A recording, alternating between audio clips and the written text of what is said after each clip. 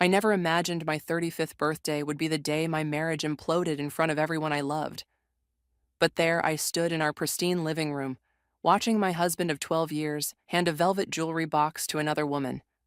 I'm Savannah, and until that moment, I thought I had it all figured out. The perfect house in the suburbs, the successful husband, the enviable life that made my Instagram followers swoon. Funny how quickly perfection can shatter. Trevor, honey, what's that? I asked, my voice steady despite the champagne glass trembling in my hand. The party chatter died instantly. My husband froze, the box suspended between him and Caroline, his work colleague, who'd shown up uninvited to my birthday gathering. Her perfectly manicured fingers were already reaching for it. It's just a small token of appreciation, Trevor stammered, his face flushing, for all her help with the Anderson account. My sister Simone stepped closer to me, her hand finding my shoulder. On your wife's birthday? She asked, her tone sharp enough to cut glass. Caroline opened the box, and there it was, the vintage sapphire necklace I'd pointed out to Trevor in the antique store last month. It's gorgeous, she breathed, already lifting it from its velvet nest. That's quite a token, my brother Riley commented from across the room, setting his drink down with a deliberate thud.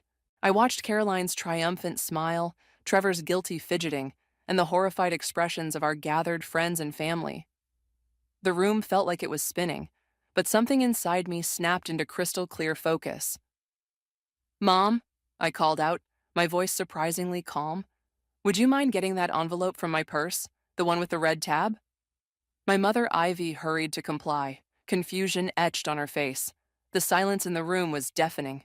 Since we're exchanging gifts, I continued, accepting the envelope from my mother, I have something for you too, Trevor. He looked relieved, probably thinking I was about to save face and smooth things over, like I always did. I'd spent years being the perfect wife, making excuses for his late nights and business trips, cleaning up his messes. Not this time. I pulled out the document and held it out to him. It's the deed to our house. Notice anything interesting about it? Trevor took it, his hands shaking slightly. I watched as his eyes scanned the paper, then widened in recognition. That's right, I said, addressing our audience as much as him. The house is in my name only, always has been. My inheritance from Grandma went into the down payment, remember? Caroline's hand dropped from the necklace. My father Mark stepped forward, his face thunderous. Trevor, what the hell is going on here? Savannah, baby, let's talk about this privately, Trevor pleaded, reaching for my arm. I stepped back. No need. I think everything's pretty clear now. You can keep the necklace, Caroline. But you should know, he promised me that same one last month. I can explain, Trevor started, but Simone cut him off.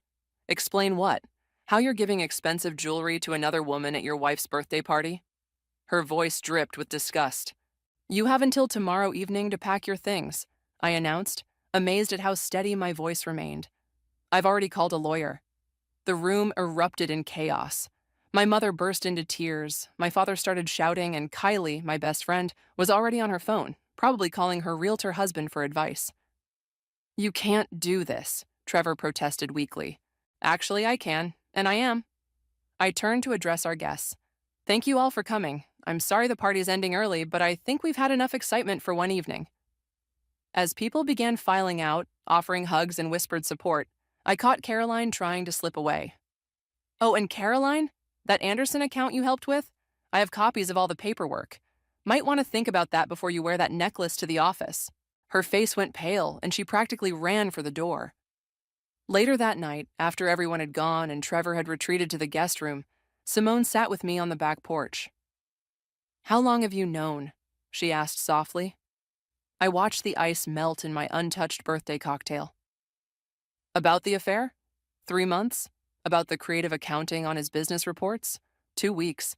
Sometimes the universe hands you exactly what you need, exactly when you need it. And the house deed? I smiled for the first time that evening. Let's just say Grandma taught me more than how to make her famous apple pie. She always said to hope for the best, but prepare for the worst. What happens now? Simone asked. I took a deep breath of the cool night air.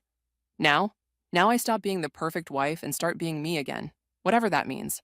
The morning after my birthday disaster, I woke up to 37 missed calls and what felt like the entire neighborhood watching our house. Trevor had already left, taking only a small suitcase and his guilty conscience with him. "You've started a war," Riley declared, barging into my kitchen without knocking. He was still wearing his running gear, sweat beading on his forehead. "Dad's furious." "Good morning to you, too," I muttered, clutching my coffee mug like a lifeline. "And since when does Dad take Trevor's side?" "Since Mom spent all night crying about how this will affect her garden club reputation." Riley grabbed an apple from my fruit bowl. "You know how he gets when Mom's upset." The doorbell rang before I could respond. Simone walked in, carrying breakfast pastries and her signature "we need to talk" expression. "I brought reinforcements," she announced, setting the box on my counter. "Also, you might want to check Facebook. Caroline's posted something interesting." I pulled out my phone, but Riley snatched it away. "Don't, it's not worth it." "Give it back," I demanded, reaching across the counter. "He's right," Simone interjected. "She's playing victim, claiming workplace harassment or something. It's ridiculous." The doorbell rang again. This time it was Kylie, her face flushed with anger. "You will not believe who I just ran into at Starbucks," she fumed, dropping her purse on my counter. "Trevor and Caroline looking very cozy. He's wearing the same clothes from last night." My stomach lurched. Simone immediately moved closer, her hand finding mine. "I took pictures," Kylie continued, pulling out her phone. "Just in case you need them for—" "Don't," Riley interrupted. "Savannah, you need to think carefully about your next move. The revenge thing? It felt good last night, I get it, but what?" I snapped. "I should just forgive and forget? Let him humiliate me in front of everyone and walk away?" "That's not what he's saying," Simone said softly. "But Riley's right about being careful. Trevor's already trying to spin this. I heard he told Dad you've been emotionally unavailable for months." I laughed bitterly. Emotionally unavailable? I was planning his surprise birthday party while he was buying jewelry for his girlfriend. The doorbell rang a third time. This time it was my parents. "Savannah Marie," my father boomed as he walked in. "What have you done?" "What have I done?" I stood up straighter. "Why don't you ask your precious son-in-law what he's done?" "Mark," my mother pleaded, "please don't." "No, Ivy, this needs to be addressed. Trevor called this morning. He's devastated. Says you ambushed him, humiliated him." "Oh my God," Kylie interrupted, shoving her phone in my father's face. "Is this what a devastated man looks like?" My father's face reddened as he looked at the photos of Trevor and Caroline. My mother gasped. "They're not even trying to hide it," Simone commented. "Classy." "That's—" My father stumbled over his words. "That's not—" "That's exactly what it looks like," I said quietly. "And that's not even the worst part. Want to know what I found in his office files?" Riley stepped forward. "Savannah, maybe we should—" "No, they should know. Everyone should know what their perfect son-in-law has been up to. Those business trips, the late nights. He's been cooking the books with Caroline's help. I have proof." The kitchen fell silent. My mother sank into a chair, her face pale. "How long?" my father asked, his voice different now, quieter. "Long enough to make me glad I kept the house in my name." I pulled out a folder from the kitchen drawer. "Here's everything I found. Bank statements, fake invoices, emails between them going back months." My father took the folder with trembling hands. As a retired accountant, he would understand exactly what he was looking at. "I'll kill him," he muttered after a few minutes of reading. "No, you won't," my mother said firmly, standing up. "Savannah, honey, I'm so sorry. We should have—" "It's okay, Mom," I said, feeling tears prick at my eyes for the first time since last night. "You couldn't have known." "What's your plan?" Riley asked, his earlier skepticism replaced with concern. "First, I meet with my lawyer this afternoon. Then—" I took a deep breath. "Then I start figuring out who I am without him." "You're my sister," Simone said fiercely. "That's who you are, and we've got your back." "All of us," my father added, closing the folder. "I'll make some calls. I know people who can help with the financial investigation." As my family rallied around me, I felt something shift inside. The hurt was still there, but underneath it was something stronger, something like hope. "One day at a time," Kylie said, pulling me into a hug. "And maybe change the locks?" For the first time in what felt like forever, I laughed. Really laughed. 3 days after changing the locks, I found myself sitting in a dimly lit coffee shop across from Harley, Trevor's former business partner. He'd reached out through LinkedIn, of all places, with a message that simply read, We should talk. I always knew Trevor would implode eventually, Harley said, stirring his black coffee. That's why I got out when I did. But I never expected it to be so public. Neither did I admitted, watching his face carefully. Why did you really want to meet Harley? He glanced around before pulling out a USB drive. Because I've been waiting for someone to finally see Trevor for who he really is. And because I have something you need to see. My phone buzzed. Another message from Trevor. I'd been ignoring them all week, each one alternating between desperate pleas and thinly veiled threats. Let me guess, Harley said, nodding at my phone. He's either saying he'll change or threatening to ruin you. Both, actually, sometimes in the same message. Classic Trevor. Harley pushed the USB drive across the table. This contains every transaction record from when we were partners, including the ones he tried to delete. Before I could respond, a familiar voice cut through the cafe. Well, isn't this cozy? Caroline stood at our table, designer handbag clutched like a shield. She looked different, harder somehow, than she had at my birthday party. Please, join us, I said, gesturing to an empty chair. I'm sure you have plenty to add to the conversation. You think you're so clever, she hissed, but sat down anyway. Do you have any idea what you've done? The board is asking questions. Clients are nervous. Sounds like a you problem, Harley commented dryly. Caroline's head snapped toward him. You're supposed to be gone. Trevor said you signed an NDA. I did, Harley smiled, about the company's legitimate business practices, but fraud wasn't covered in that agreement. My phone buzzed again. This time it was Simone. Dad's looking at those files. Says it's worse than we thought. Call me ASAP. You know what's interesting, Caroline? I leaned forward. I've been doing some digging. Those Anderson account numbers you helped Trevor with? They don't add up, and your signature is on every document. Her face paled slightly. You don't know what you're talking about. Actually, she does, Harley interjected.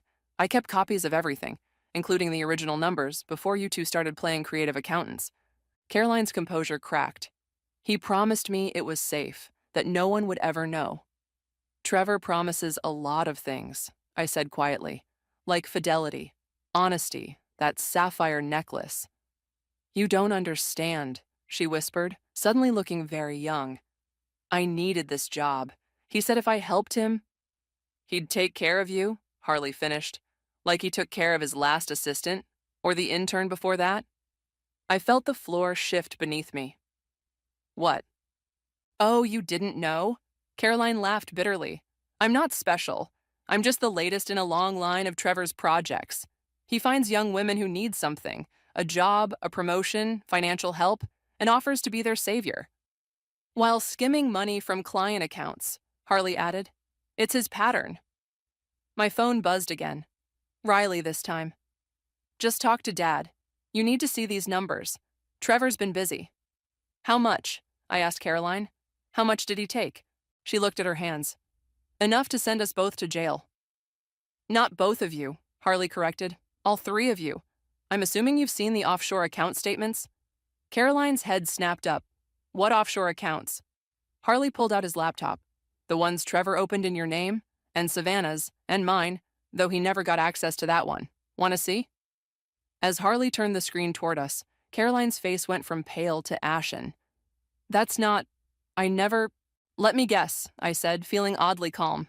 He had you sign some papers a few months ago? Said they were routine documentation? She nodded slowly. Welcome to Trevor's world, Harley said grimly, where everyone's a potential fall guy. My phone buzzed one final time. Trevor. We need to talk. Now, you don't know what you're doing. I looked at Caroline, saw the same fear in her eyes that I'd felt for months. Then at Harley, who'd escaped Trevor's web years ago and lived to tell about it. Actually, I said, picking up my phone, I know exactly what I'm doing. I turned to Caroline. Want to help me do it? She stared at me for a long moment, then reached for her purse and pulled out a thick folder. Everything I have is in here. Bank statements, emails, recorded conversations. I started keeping records after I found out about the others. Smart girl? Harley nodded approvingly. As I took the folder, my hand steady despite everything, I realized this wasn't about revenge anymore. This was about justice. The conference room at my lawyer's office felt too small for the weight of what we were about to do. Caroline sat beside me, nervously twisting her ring, the one Trevor had given her last Christmas. I realized with a bitter taste in my mouth. These records are extensive, Sarah, my lawyer, said as she spread the documents across the mahogany table. The offshore accounts alone will be enough to bury him, Harley finished, pointing to a specific transaction. Look at this one. He used Savannah's social security number without her knowledge. The door opened, and my father walked in with Riley. Both looked grim. The forensic accountant finished his preliminary review, my father announced, dropping another stack of papers on the table. It's worse than we thought. Trevor wasn't just stealing from clients, he was laundering money. For who? Sarah asked, reaching for the new documents. Before anyone could answer, my phone lit up with Trevor's face. I'd forgotten I never changed his contact photo. Us laughing on our last vacation before everything fell apart. Answer it, Harley suggested. On speaker. Let's hear what he has to say. I pressed the green button. Hello, Trevor. Baby, please, his voice crackled through the speaker. Whatever you think you're doing, stop. You don't understand the people involved. Oh, I understand plenty, I replied, watching Caroline's face grow paler. Like how you've been using my identity to open accounts, or how you've been grooming young employees for years. Silence on the other end. Then, who have you been talking to? Everyone, I said simply. Caroline's sitting right here, actually. Want to explain to her about the accounts in her name? Caroline. His voice turned sharp. What have you done? What I should have done months ago, she replied, her voice shaking but determined. I showed Savannah everything, Trevor. The recordings, the emails, the threats. You stupid bit. Careful, Riley cut in. You're on speaker and there are witnesses. Another silence. Who else is there?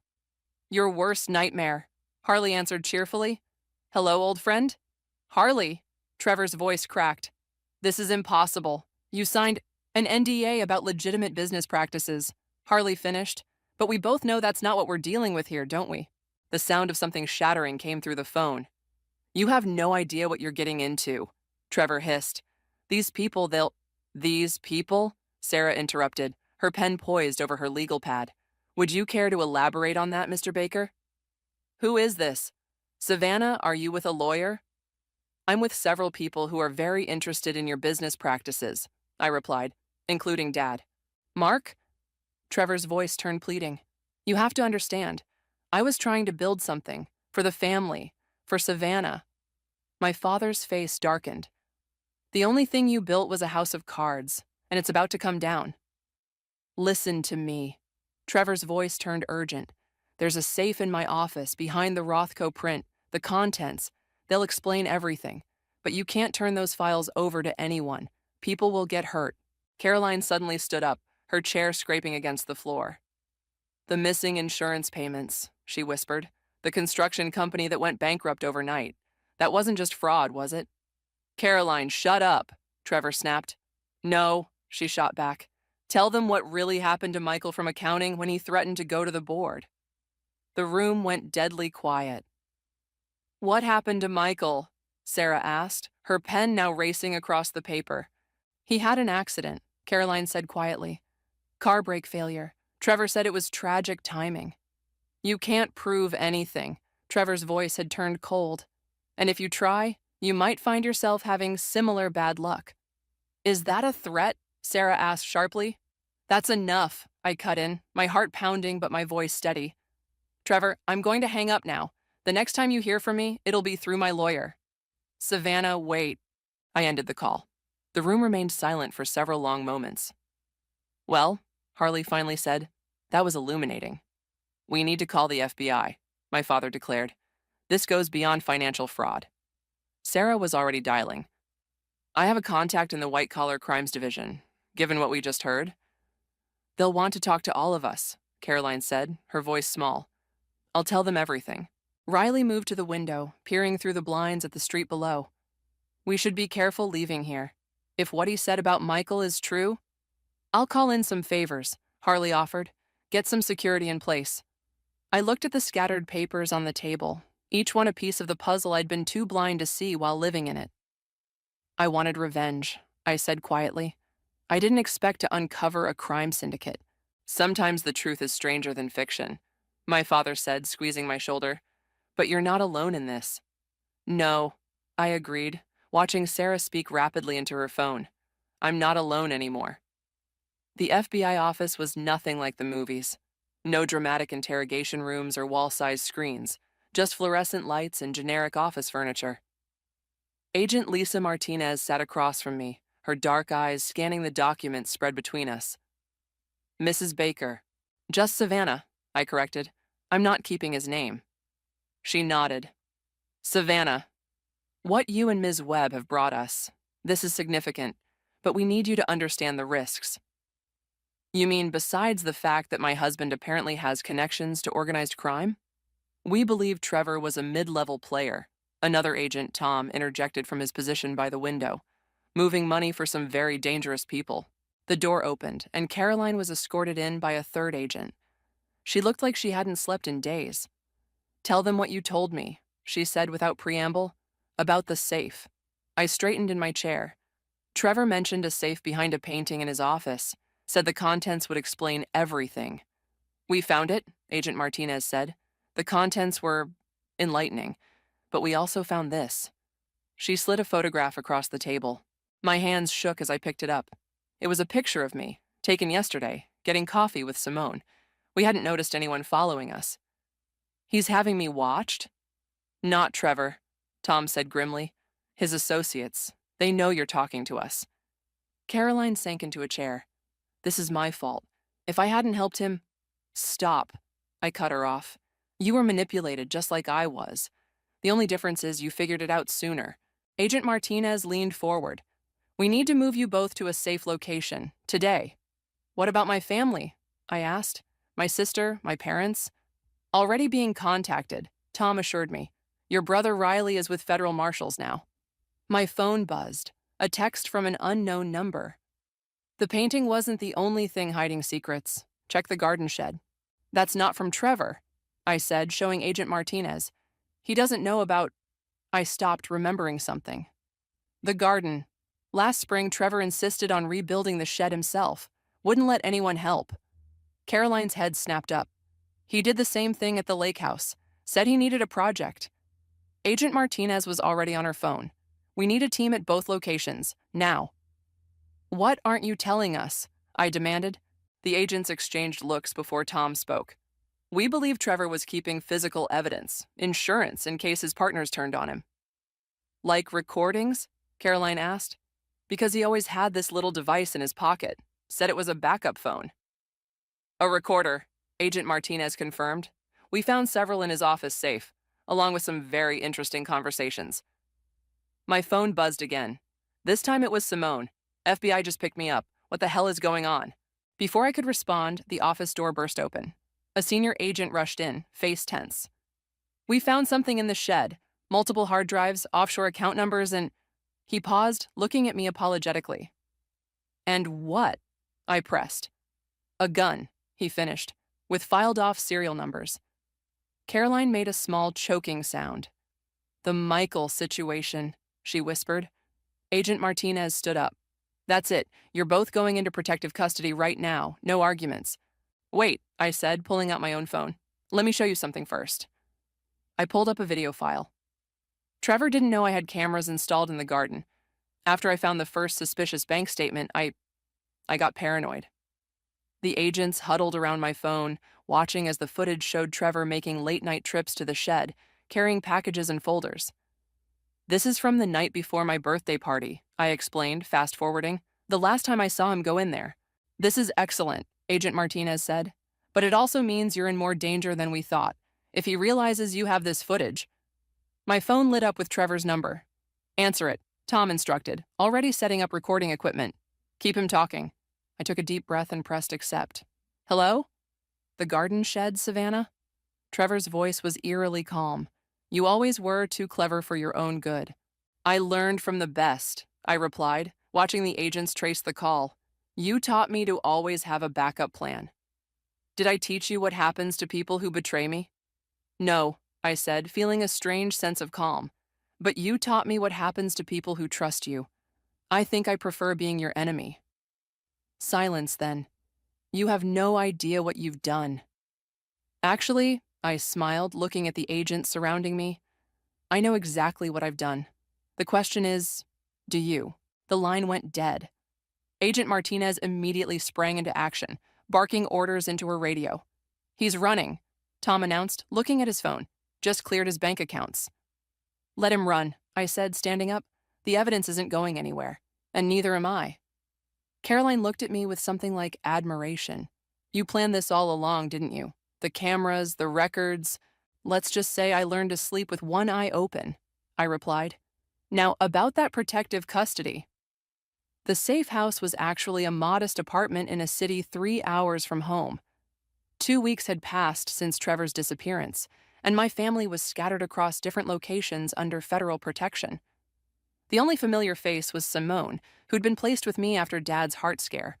Dad's out of the hospital, Simone announced, hanging up her burner phone. Mom says his blood pressure is stabilizing. I stared out the window at the unfamiliar skyline.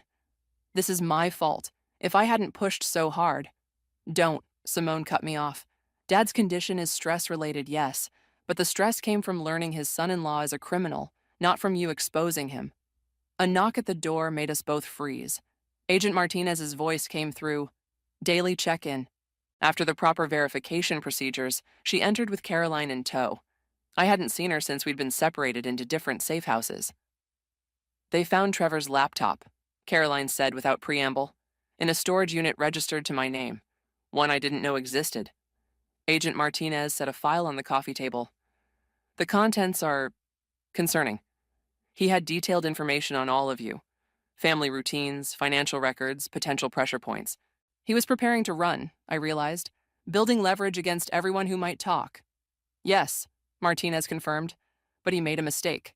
The laptop also contained evidence of every transaction he ever made for his employers. Simone leaned forward. So you can arrest him? We could, Martinez said carefully, if we could find him. My phone, the new secure one, buzzed with a message from Riley. Turn on the news, now. I grabbed the remote, and there it was. Trevor's face plastered across the screen alongside the word missing. Local businessman Trevor Baker's vehicle was found abandoned near the Canadian border, the reporter announced. Police are treating his disappearance as suspicious after signs of struggle were found at the scene. It's staged, Caroline said immediately. It has to be. We think so too, Martinez agreed, but his associates might not see it that way. What do you mean? Simone asked. They might think he's cooperating with us, and if they think that, they'll want to silence him, I finished, and anyone connected to him. Another knock, this one urgent. Agent Tom burst in. We need to move, now. Someone access the safe house registry. How? Martinez demanded, already pulling out her phone. Internal leak. Pack your essentials, 5 minutes max. As we scrambled to gather our things, my secure phone buzzed again. An unknown number. Don't answer it, Martinez warned. Wait, Caroline said, looking over my shoulder. That's not Trevor's pattern. He uses burner phones, but always with area codes from... It's Harley, I realized. This is how he contacted me before? Martinez nodded, starting a trace. Answer on speaker. Harley? They're coming. His voice was rushed, traffic sounds in the background. Trevor's partners. They think he flipped. They're cleaning house. We know, I said. We're moving now. No, you don't understand. The leak isn't just the safe house registry, it's everything. Client lists, witness locations, federal protocols. Martinez was already barking orders into her radio. Where are you? I asked Harley. Following a lead. Trevor's not running, Savannah. He's hunting. He's going to give them everyone involved to save himself. Including you? Including all of us. Listen, there's a file on his laptop. Password protected, labeled insurance. Get into it. How? Your anniversary date, he said. He always used it. Said no one would suspect something so obvious. The line went dead. We got a location, Tom announced. He's heading north. So is Trevor, Caroline added, looking at her phone. My friend at the bank just texted. He tried to access his secondary account from Montreal. Martinez made a quick decision. Change of plans. We're splitting up. Different locations, different routes. No, I said firmly. That's what they want, to isolate us, pick us off one by one. She's right, Simone agreed. We're stronger together. And we have something they don't know about, Caroline added. The insurance file. I pulled out my laptop, hands shaking slightly as I entered my anniversary date.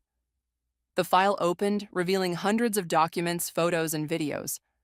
Oh my God, Caroline breathed, looking at the screen. He recorded everything, every meeting, every threat, every deal. This isn't just insurance, Martinez said, scanning the files. This is a confession. And a death sentence if they find him, Tom added grimly. I looked at the faces around me, my sister, the woman my husband betrayed me with, the agents protecting us, all bound together by Trevor's web of lies. So we find him first, I said, before they do. Martinez nodded slowly. We'll need a plan. I have one, I replied, thinking of the garden shed cameras, the hidden recordings, all the times I'd been underestimated. And they'll never see it coming. The Montreal hotel lobby was exactly as Trevor described in his emails to Caroline, all gleaming marble and discreet luxury. I sat at the bar, wearing the sapphire necklace he'd given Caroline, knowing it would draw his attention. Target spotted. Agent Martinez's voice crackled through my hidden earpiece. Northwest entrance. I didn't turn around. Instead, I watched Trevor's reflection in the mirrored bar wall as he walked in, his confident stride faltering when he saw me. Of all the gin joints, I said as he slid onto the bar stool next to me. How's life as a fugitive? Savannah, he breathed, eyes fixed on the necklace. How did you get Caroline's necklace? I smiled, taking a sip of my martini. She gave it to me, along with everything else. His hand twitched toward his pocket, where he usually kept his recorder. You shouldn't be here. Actually, I'm exactly where I should be. The question is, why are you? You don't understand what's happening, he said, ordering a scotch with a shaking hand. Don't I? The insurance file was very educational. He froze, glass halfway to his lips. You got into the file? Our anniversary date? Really, Trevor? For someone so calculating, you can be incredibly sentimental. Target 2 entering through East Door, Martinez warned in my ear. I watched in the mirror as a large man in an expensive suit walked in, scanning the room. Trevor's reflection went pale. We need to go, he said urgently, grabbing my arm. Now. Let go of me, I said loudly enough for nearby patrons to turn. Trevor immediately released me, forcing a smile. Please, he whispered. These people, they'll kill us both. Like Michael from accounting? I asked. Or should I say, like you killed Michael from accounting? I never... He stopped as another suited man entered from the south entrance. Savannah, please, I can explain everything. Target 3 in position, Martinez confirmed. We're ready. I reached for my purse, pulling out a USB drive. You mean explain this? Every transaction, every meeting, every murder, it's all here. Plus a few recordings of my own. What recordings? Remember last month when you met those men in our garden shed? Did you really think I wouldn't notice the late-night visits, the mysterious packages? His face contorted. You were spying on me? I learned from the best, I replied, standing up. Oh, and those offshore accounts in my name? I transferred everything back, every penny. The FBI is tracking it all now. You stupid... He grabbed for the USB drive, but I stepped back. Federal agents! Martinez's voice boomed through the lobby. Everyone down. The chaos was immediate. Hotel guests screamed and dropped to the floor as agents swarmed in from every entrance. The suited men reached for weapons but were quickly surrounded. Trevor tried to run, but Riley, who'd been posing as a bellhop, tackled him from behind. That's for Dad's heart attack, my brother growled, pinning Trevor's arms. Agent Martinez approached with handcuffs. Trevor Baker, you're under arrest for fraud, money laundering, conspiracy to commit murder. You can't prove anything, Trevor spat. Actually, Caroline said, emerging from her position at a nearby table. We can prove everything. Those recordings you kept? I made copies. All those meetings where you thought I was just your loyal assistant, I was building a case. You set me up, he said, looking between us. All of you. No, Trevor, I corrected him. You set yourself up. We just made sure you couldn't run from it. As the agents led him away, he turned back to me. I did it all for us, for our future. Our future died the moment you decided to betray everything we built, I replied. But hey, look on the bright side. Orange might be your color. The lobby slowly cleared. guests being interviewed by agents, the suited men taken away in separate vehicles. Simone appeared from her surveillance position at the hotel restaurant. Dad's watching the live feed from the safe house, she told me. Says his blood pressure's never been better. Agent Martinez approached, looking satisfied. We got them all. The entire network.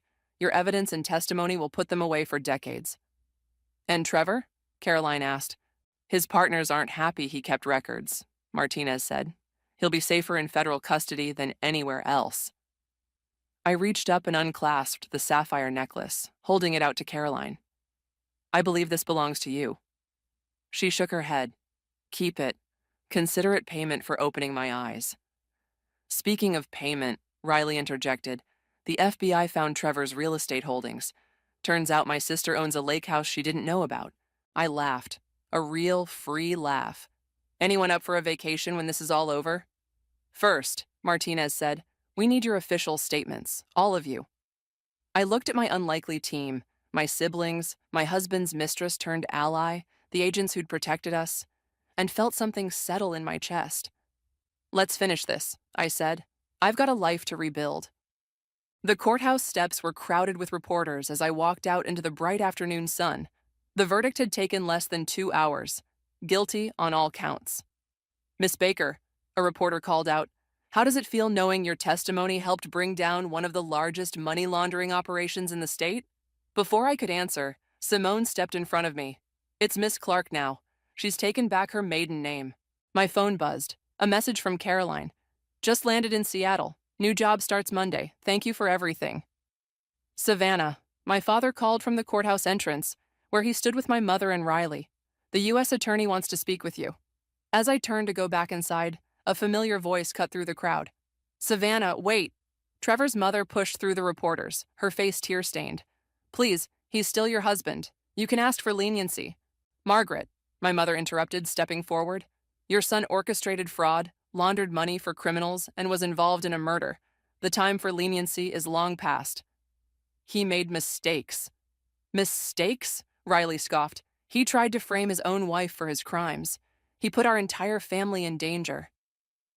I trusted him, I said quietly, making Margaret fall silent. We all did. That was our mistake. Inside the courthouse, Agent Martinez waited with the U.S. attorney and Harley, who'd just finished his own testimony. The task force wants to thank you, the U.S. attorney said. Your evidence didn't just stop Trevor. It helped us uncover corruption in 3 state governments. I didn't do it alone, I replied, glancing at Harley. A lot of people risked everything to expose the truth. Speaking of truth, Martinez added, Trevor's partners are all pleading guilty. No one's coming after you or your family anymore. My father pulled out an envelope, which means we can finally do this. He handed it to me. The deed to the lake house, transferred fully into your name. No traces of Trevor left. And this, Harley said, offering another envelope. My company's buying out Trevor's share of our old business. You're entitled to half, as his wife, or soon-to-be ex-wife. I opened it, saw the number, and nearly dropped the envelope. This is too much. It's exactly what you deserve, Simone insisted, for everything you've been through. Besides, Riley added with a grin, someone needs to maintain that lake house. My mother touched my arm. Have you decided what you're going to do with it? I nodded. I'm turning it into a retreat center for women leaving difficult situations. Kylie's already agreed to help run it. Perfect use for a fresh start. Martinez smiled. Speaking of which, she pulled out a business card. The FBI's Forensic Accounting Division is always looking for people with your attention to detail. Are you offering me a job?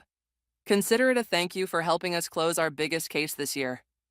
The courthouse doors opened again, and I watched as officers led Trevor toward the prisoner transport vehicle. He looked smaller somehow, his expensive suit replaced with prison orange. Any last words for him? Riley asked. I shook my head. I've said everything I needed to say in my testimony. The rest is just noise. That's my girl, my father said proudly. My phone buzzed again, a message from Kylie. First retreat center guest arrived. She reminds me of you 6 months ago. Scared but strong. Looking around at my support system, family, friends, even former enemies turned allies, I felt the last weight lift from my shoulders. You know what this calls for? Simone announced. A celebration, not of Trevor's conviction, but of you, of survival, of starting over. Count me in, Harley said. First round's on me. Before we go, Martinez interjected. One last thing. She handed me a final envelope. The sapphire necklace sold at auction. As seized property, the proceeds go to victim restitution. In this case, that's you. I don't want anything connected to him. I started to protest. Take it, my mother advised. Use it for the retreat center. Turn his attempt to buy silence into something that helps people speak up. I opened the envelope and smiled. First thing we're installing is a top-notch security system. That's assuming Riley doesn't volunteer to be your full-time security guard, Simone teased. Hey, someone has to keep an eye on my little sister, Riley protested, even if she did prove she can take care of herself.